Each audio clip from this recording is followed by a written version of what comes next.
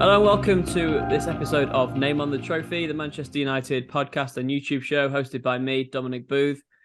We've got a special Barcelona preview for you today with two guests on the podcast. It's a big Europa League playoff for United against the La Liga leaders. So I'm delighted to be joined by, I'm going to call you Spanish football expert, Jamie Kemble. Jamie, thanks for joining us. Yeah, good to be here all the way from Spain, so thanks for tuning in. Very, very authentic that we've got you actually from Spain. It's all the better for it. And Jack McCarthy is a United fan and journalist. Jack, thanks for coming on. No worries. I'm happy to be here. Thanks for having me on. So it's a big tie, really, despite the fact that really we're not actually into the real knockout stages of the Europa League.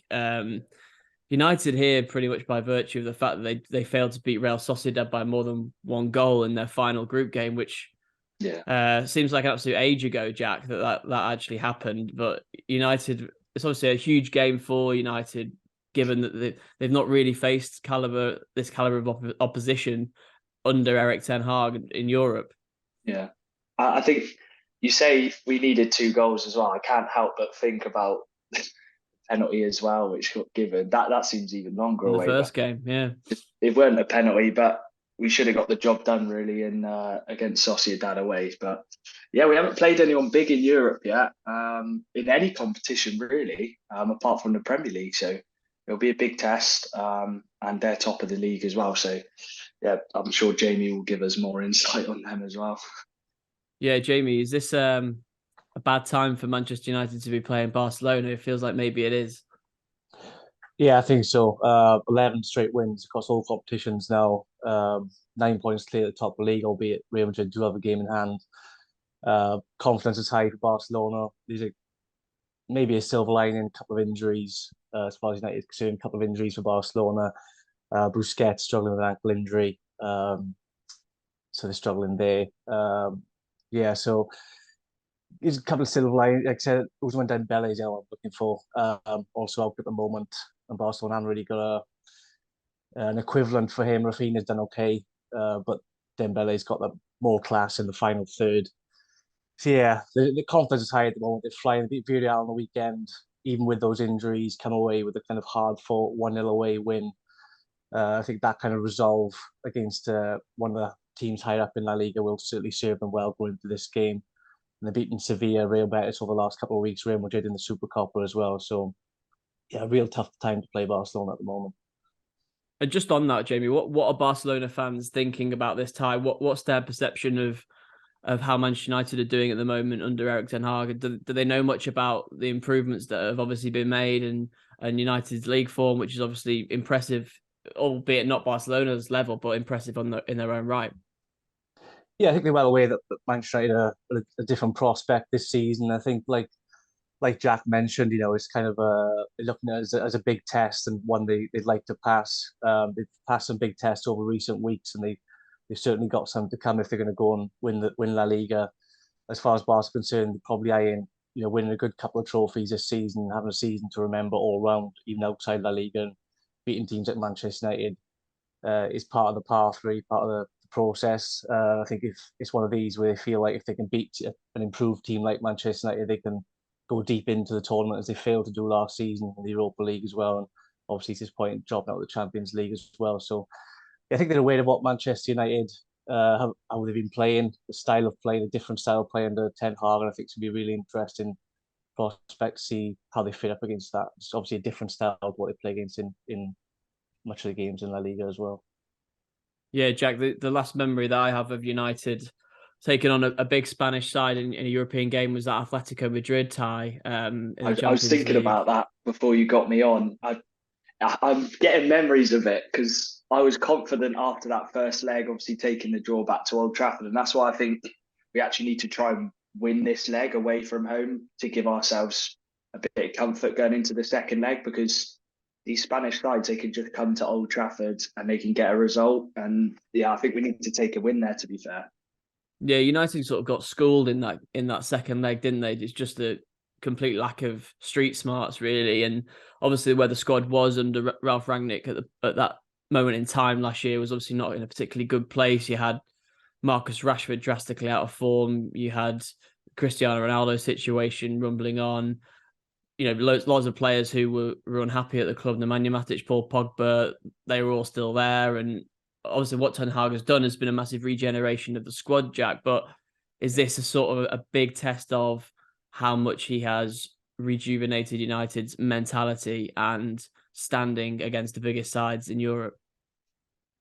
Yeah, definitely. I think the additions of Varane. I don't know if Varane played against Atletico in that I think he was second leg, injured, but yeah. Casemiro and Varane will be huge. Obviously, they've played against Barcelona before.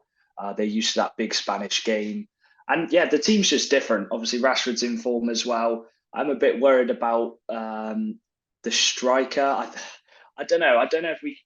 Who do you think will play up front against Barca? Do you think it will be Weghorst? I think it might have to be, which I don't think Barcelona will be too worried about if it is. But I expressed my views on Weghorst when United signed him on loan and was of the opinion that he's not the profile of striker that Manchester United should be signing. And a lot of people basically told me that I didn't know what I was talking about, told me to trust Ten Hag, said that, it was a Ten Hag signing and that he obviously trusted Weghorst because he knew him, fellow countryman from Holland. But United are quite limited in that position, aren't they? And I don't think that Weghorst will offer too much of a threat to the Barcelona defence. And the other option is Anthony Martial, who may well not even be fit at all for the game. And then you go to Marcus Rashford through the middle, maybe, which is not United's preferred option. I mean, Jamie, which one of those would Barcelona least like facing in this tie? If you're talking about probably United's most problematic position at the moment in number 9. Yeah, for me, I'd actually say Weghorst, just because he's an out-and-out striker, target man, hold the ball up, and I think that's what you're going to need against Barcelona. Villarreal actually had this problem against Barcelona over the weekend. Gerard Moreno, kind of star striker, was out injured, and a real lack of options up there. Anyway, failed to sign a striker in January, signed Ben Brereton Diaz for summer instead. But they played Jose Luis Morales up front, who's kind of usually playing off the wing. You could, like Rashford, he can play in the middle, but he's better suited out wide. Villarreal created kind of space up top, but Ronaldo Araujo really dominated in the middle and stopped Villarreal from creating clear-cut chances. So I think you just need someone to disrupt in the middle and someone who's just got that knack for playing an out-and-out striker's role if you're going to disrupt this Barca side. So you're saying Weghorst then? You think that just that a nuisance factor and to maybe sort of distract the defenders and keep the space open for the likes of Rashford to work him? Yeah, I think so. I still think false nine kind of thing works against Barca, especially at the moment, especially the form Christensen and Araujo in. You've got Koundé as well, who's a centre-back playing right back. So they've got just like that kind of out-and-out strong defensive pairing between the two, and they kind of lean on the third as well. They kind of go from 4-3-3 to a 3-4-3 because Balde usually pushes forward if he plays. They come into a 3-man centre back. So yeah, I think you've got to have an out striker there to disrupt that. I think someone like Martial or Rashford, if they drift in wide, coming in the middle, drifting wide, I just don't think that works against this system. Yeah, it feels like Rashford's game though, Jack, and maybe that is a reason to play him in his best position on the left wing. Do not move him from there. We've seen what's happened when he has gone to the right or through the middle. We know how effective he is on the left, and it's like he's had his moments in Europe for United before, obviously with the PSG game under Solskjaer, but this feels like a massive opportunity for him to leave his mark on a big European tie. Yeah, 100%. And I think Rashford, he away from home as well. I don't know if he's scored at the new camp yet, but he'll be wanting to do that. And I think, as Jamie said, just Weghorst, it can hopefully leave the space in behind for Rashford and whoever plays on the right hand side. I don't know if Anthony's back yet, but even if it's Sancho or Garnacho, they'll get space as well. And in fact, they might even focus on Rashford and Weghorst so much that third winger, he could be the star man in this game. So yeah, we'll have to see how it goes. And also wanted to mention Martinez won't be playing as well. So I'm interested to see who we play alongside Varane. I actually think he's going to play Malacia at the left back, and then I reckon he'll play Luke Shaw as the left centre back. but he could go with Maguire as well. We'll have to see. But who are Barca playing up front, Jamie? Who do they play up front against Villarreal? Yeah, so obviously got Lewandowski, a big Gavi on the left, and Rafinha on the right at the moment. I said Ousmane Dembele's out with injury, so that's a big loss. Dembele's kind of the opposite of Rafinha. Rafinha's kind of does something brilliant and messes up the final third, and Dembele kind of stumbles his way through and does something brilliant in the final third. So they're kind of different players in that respect. You've got other options there, Ansu Fati and others as well, Ferran Torres. But yeah, certainly I think Rafinha's done enough positionally at least to keep his place for now, and Gavi on the other side as well. So the dangerous attack, and what's interesting about Barca is they're so much more pragmatic than people think at the moment. And Xavi kind of get this idea that they just play short and press and whatnot. They actually just press and burst. They know they haven't got the players to play like the Guardiola style that came before. They've got that level of talent all across the pitch. So they'll press and burst rather than consistent pressing. And if they need to, they'll play over the top. They did that against Real Madrid in the Super Cup final. Real Betis caused some real issues, kind of pressing high, and they left space in behind. They didn't take advantage of that. So when it came to Real Madrid did the same, and Barcelona just playing long balls over the top. So they're willing to do that, and it's not something people expect the Xavi side to do. They didn't do it as a player. But they are a rather pragmatic side, and they have to be because they're not quite as talented as they'd like to be in certain areas. Yeah, that Lewandowski battle against Varane, Jack's going to be a really interesting one. I mean, Varane's obviously got the caliber and the experience of these big European games that United feel like they can trust him. Yeah, I think the second partnership next to him will be very interesting. Do you play Maguire, or do you want to play Luke Shaw with a bit more pace to get back on with their dangerous wingers? I'd actually go with Wan-Bissaka as well over Dalot. I don't think Dalot's looked quite as fresh coming back from injury, and I think Wan-Bissaka's actually proven in these past couple of months or few weeks that he can do a job at right back, and I think he's looked pretty solid defensively. The only thing I worry about with him is that back post and heading it away from the back post. But yeah, I would play Wan-Bissaka, and I think Luke Shaw as well. I don't quite trust Maguire with the pace they've got and just the energetic midfield they've got with Gavi and Pedri. Yeah, I thought Maguire played fairly well against Leeds actually the weekend, but he did have those panicky moments. Did all right. Yeah, I think maybe with these two ties and the pressure that comes with them, Maguire has been feeling the pressure of playing for United anyway, and the new camp on it in a big European game like that might just be too much for him. The midfield battle, Jamie, is going to be a really, really interesting one. It's probably a slight contrast of styles with the three sort of silky ball players that Barcelona have in there, Pedri, Gavi, and Frenkie de Jong, who United fans obviously know all about after the summer pursuit, against the likes of Casemiro, and probably will be Fred for United to try and cut up the play, or Sabitzer, similar profile to Fred. You expect Barcelona going to have the ball a lot, especially in this first leg. Yeah, you'd think so. I think Busquets a big loss. Frank Kessie's going to play the holding role in there. Played over the weekend and did okay. So I think he's come under a bit of criticism, Kessie, since he's come in. Barca fans not really too sure about him, but I think he did enough on the weekend to kind of play that holding role and kind of counteract what Casemiro will do in the opposite position, really.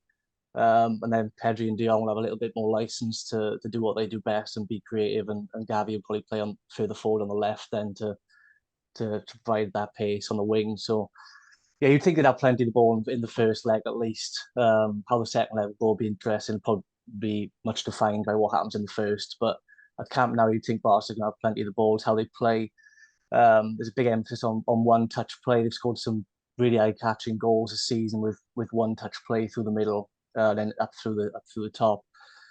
That's where United got to be careful positionally. It's because Barca can move the ball so quickly. Like I said, they will go long if they need to, but they can just as easily play three passes to the middle and Lewandowski can be through on goal. So yeah, it's that kind of quick movement that's what you're going to have to be careful of. And I imagine Ten Hag's will be working very hard positionally this week to prepare for that, because United are going to have to sit off a little bit and play a different game to what they're used to playing at Old Trafford, where they've obviously been in form.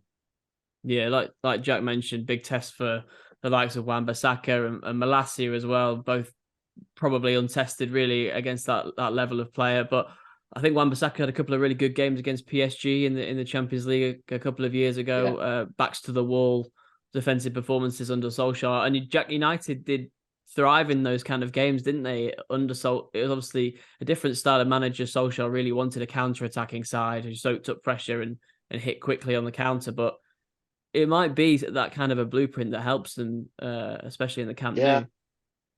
I think this season Ten Hag we haven't actually seen the full Ten Hag way of playing. I still think it will take time to properly get to that level. And I still think there's people we need to bring in to get to that level. And I think Ten Hag's been very smart with it. He's played some games like they're used to under Solskjaer, where they have been a bit counter-attacky and using the pace they have in behind. I think we could see glimpses of that in this first leg. I'm not really sure about the second leg. As Jamie said, it depends on what happens in the first leg. But I think we will look to try and counter-attack a bit. Bruno just whacking the balls long for Rashford, and hopefully he can get them one-on-one opportunities. But yeah, it'll be interesting because I want to see us play fluent Ten Hag football like he played at Ajax, but it's going to take time. I think United fans need to accept that we're not going to be able to play that every single game. Yeah, he tried that at Brentford earlier in the season, and United got whacked 4-0. So I don't see it happening completely at the Camp Nou. But we'll see. I mean, Jamie, I was going to ask you before, actually, can we get a Frenkie de Jong update? Can we get an insight into how he's been since obviously United failed to get him in the summer? We obviously know that he didn't want to go in the summer. He made that perfectly clear. But Barcelona did want to get rid of him. And how is that? Has it been a happy marriage since then? Have they kissed and made up? Yeah, it's an interesting one, isn't it? I think it's strange because it's not as if they wanted to sell him because he's not good enough. It's because of the financial issues they've got, and he's a real valuable asset and one they probably felt they could get rid of and kind of replace him on the cheap, or at least get by without him. The other players in just positions you wouldn't say that for. You couldn't replace Pedri, Gavi, and others. So yeah, it's a difficult one. Obviously, he really wanted to stay, and I think he won over a good few Barca fans with that stance. So he's played well this season. I have to say he's been a key part of Xavi's side, and he's going to be going forward, I think. And if they're in a position in the summer where they can keep him, I think the preferred choice would be to keep him. I think he wants to stay for many years, and they'd be happy to have him as long as they can afford not to lose him. But obviously, the financial situation has been a disaster for the last couple of years, and they've kind of been forced to consider some of these avenues. They've had trouble recently registering big contracts as well, so it's not getting an awful lot better. But yeah, we'll see what happens in the summer.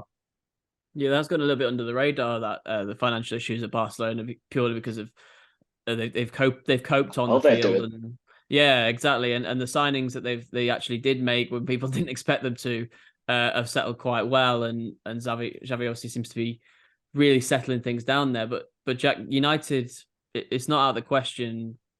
I understand that United will go back in for De Jong in the summer. Do you think they should go back in? Is he that valuable a player to what Ten Hag would want to do? 100%. All you have to do is watch the games we've played without Casemiro, and that's your answer, really.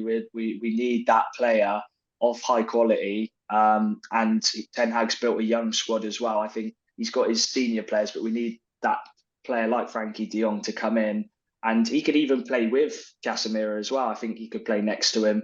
Sabitzer, what's 28? We haven't signed him on a full yet. I don't think his contract.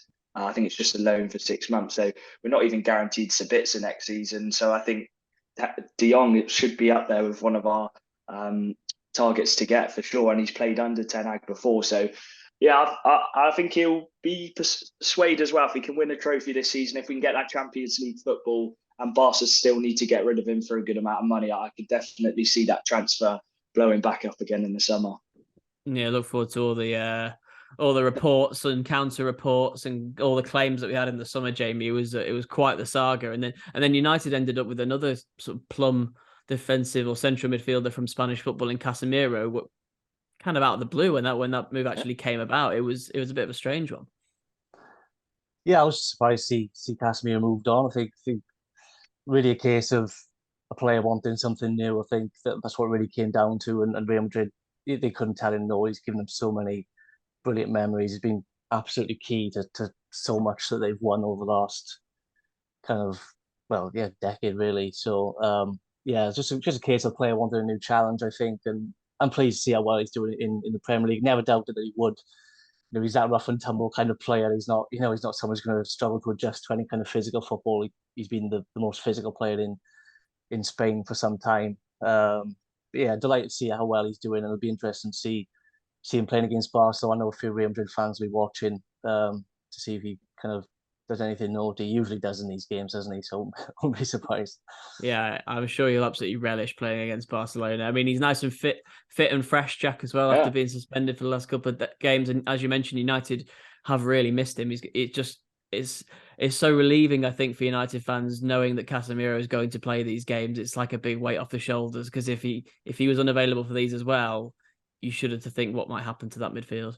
Yeah, 100%. I think it's shown that he is probably our most important player in terms of making the team tick. I think he just gives a reassurance to the players around him as well. I think the players around him just feel even more confident and comfortable when Casemiro is playing, especially Fred. I don't think we've seen Casemiro next to Sabitzer yet, so I'm really excited to see them two play together. But yeah, he's so important. I am confident going into the game just because of Casemiro. If we didn't have Casemiro, my confidence would be right down. So yeah, I'm very excited, and I'm hoping he does play rough against Barca, but not too rough, because we need him for the second leg. So. Yeah, we don't want another suspension. Yeah, it's been sort of up and down with Casemiro with those suspensions, and that challenge against Crystal Palace that had him suspended for the Arsenal game when he dived in, and that ended up costing United big time in that crucial Arsenal game as well. I'm going to ask you both for a prediction. I think just over the two legs, it's probably quite difficult to predict them. Piece by piece, the game by game. So just Jamie, who is going to come through this tie out of the two teams? Yeah, it's a tough one. I think United will have some space in behind. I think you can catch Barcelona and they can have three at the back. But I just think Barcelona are a bit more experienced this time. I think United are going to be a force in the coming years. But I think Barca, having been knocked out of the Europa League last season as well, just felt a little bit. I think they learned from that experience, and I think they're playing some really nice football. Like say 11 wins to the bounce. I think they might win the first one 2-0, and I think they might lose the second 1-0. I think they'll scrape through. It'd be 2-1 aggregate to Barca. Nice specific stuff. I like that. Not sure about the Barcelona prediction, but Jack, can you counter that, or do you agree? I'm going to disagree. Surprise, John. That's what we like to see. I think the first leg will be very similar to the Atletico game. I'll be honest. I think it will be quite a dead kind of game. I think I'm going to go 1-1 in the first leg, and we take it back to Old Trafford. I think United will just get it over the line in the second leg. With the Old Trafford crowd behind them, it's going to be buzzing that night. So yeah, I'm going to go United to win in the second leg after a draw in the first one. That means I've got to have the deciding prediction, and I do think my head is going to rule my heart on this one. I do think that Barcelona will sneak through, but I think like you both said, I think the first leg will probably be dominated by Barcelona, but I don't see them winning it by a huge amount, just because I think United's defense has been really impressive and improved under Ten Hag recently. I worry about David De Gea. That's one thing we haven't touched about a little bit. Playing out from the back, coming out of his box if he needs to clear and sweep things. I just think that is a concern for United, and for well-documented reasons, I think they need a new goalkeeper, but that's another podcast. I'm going to say Barcelona to sneak the first leg 1-0, and then maybe a draw, or possibly Barcelona to win in extra time at Old Trafford. That's what I'll go for. So yeah, sorry to be the voice of too much reason there, Jack. That's all right. No worries. I'll be happy to come back on after. Yeah, well, that's if United win, we'll get you both on. We'll see what happened over the two legs. But no, thank you very much, Jamie. Thanks very much for tuning in all the way from Spain. Former Cardiff City reporting colleague of mine, for the listeners and watchers, Jamie. So yeah, pleasure to catch up with you. Yeah, anytime. Jack, thanks very much for coming on as well, making your debut. It was an impressive first performance. Yeah, thank you very much. I'll look to help come back on soon as well. Enjoyed it. Yeah, and yeah, United versus Barcelona, first leg on Thursday night. It's going to be really one to look forward to. We'll see what happens, and we'll review after the two legs. Thanks, Jack. Thanks, Jamie. And thank you for listening to this episode of Name on the Trophy. Please leave us a like and a subscribe, and we'll be back with another episode very soon. Thanks.